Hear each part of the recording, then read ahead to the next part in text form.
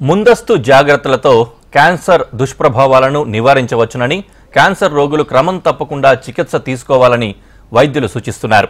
యోగా, ధ్యానం చేయాలంటున్నారు. పౌష్టికాహారం తీసుకోవాలని చెబుతున్నారు. కేహుల్ సర్జీన, హార్మోస్ థెరపీ, అలాగే targeted therapy, chemotherapy, radiation therapy మొదలైన చికిత్సలు ఇప్పుడు ప్రధానంగా అద్భుతమైన అవకాశాలున్నాయని అంటున్నారు. కేంద్ర బడ్జెట్లో క్యాన్సర్ నివారణ కోసం వాడే 36 రకాల మందులను కస్టమ్స్ సుంకాల నుంచి మినహాయించడంపై వైద్యులు హర్షం వ్యక్తం చేస్తున్నారు. డయాగ్నోజ్ అవ్వదు అంటే ఇప్పుడు మనకి ఛాతి లోపల, అబ్డమన్ లోపల ఉన్న క్యాన్సర్స్ బయటికి కనపడవు. మామూలుగానే తిరుగుతూ ఉంటారు. సిమ్టమ్ వచ్చిన రోజు టెస్ట్ చేస్తే 3వ స్టేజ్ 4వ స్టేజ్ అని మేము చెప్పాల్సిన అవసరం పడుతుంది. సార్ మూడు రోజుల కింద కూడా బాగున్నాడు, ఆయన మారథాన్ రన్ చేశాడు అని కూడా చెప్పేవాళ్ళు ఉంటారు. డాక్టర్లు వస్తుంటారు 3వ స్టేజ్లో 4వ స్టేజ్లో.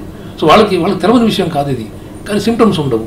సిమ్టమ్స్ లేకుండా డయాగ్నోజ్ చేయాలి అంటే అందరికీ అయితే ఇప్పుడు మనకి 1.3 బిలియన్ పాపులేషన్లో అందరికీ స్కాన్లు, అందరికీ ఎండోస్కోపీలు చేసే అవకాశమే ఉండదు, ఛాన్సే ఉండదు అది. కాబట్టి మనం చేయగలిగేదల్లా కొన్ని క్యాన్సర్స్, ఎస్పెషల్లీ ఇప్పుడు ఆడవాళ్ళలో గర్భసంచి cancer common, breast cancer common, ఈ రెండు కూడా మనకి ఈజీగా డయాగ్నోజ్ అవుతాయి, బయటికే కనబడుతుంటాయి.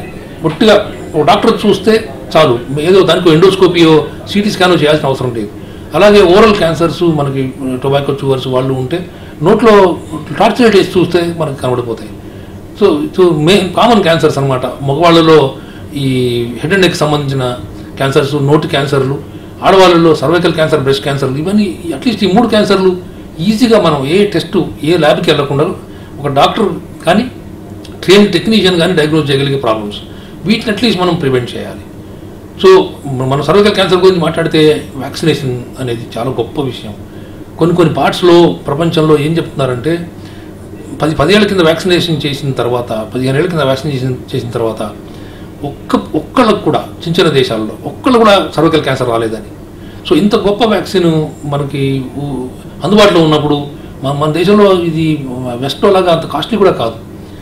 మన ఇండియన్ వ్యాక్సిన్ కూడా వచ్చేసింది. అది మొత్తం కలిపి 2,000 రూపాయలు 2 డోసులు.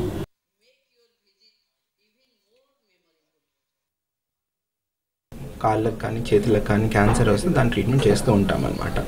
సో ఎప్పుడైనా దెబ్బ తాకకుండా కాళ్ళల్లో నొప్పి, వాపు అలాంటివి వచ్చాయనుకోండి, కాళ్ళల్లో కానీ చేతులలో కానీ, that should raise a suspicion of cancer. So అలాంటివి ఏమైనా ఉంటే ఎప్పుడైనా దగ్గరలో ఉన్న డాక్టర్ దగ్గర వెళ్ళి ఫస్ట్ ఇవాల్యుయేట్ చేసుకోండి.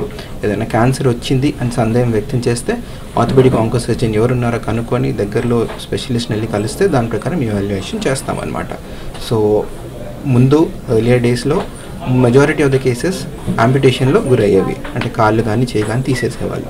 కానీ ప్రస్తుతానికి లేటెస్ట్ టెక్నాలజీతోని, ట్రీట్మెంట్స్తోని, కీమోథెరపీ విధానాలతోని 90% కంటే ఎక్కువ కేసుల్లో కాళ్ళు ఇంకా చేయి కాపాడే ఆపరేషన్ చేయగలుగుతున్నారు.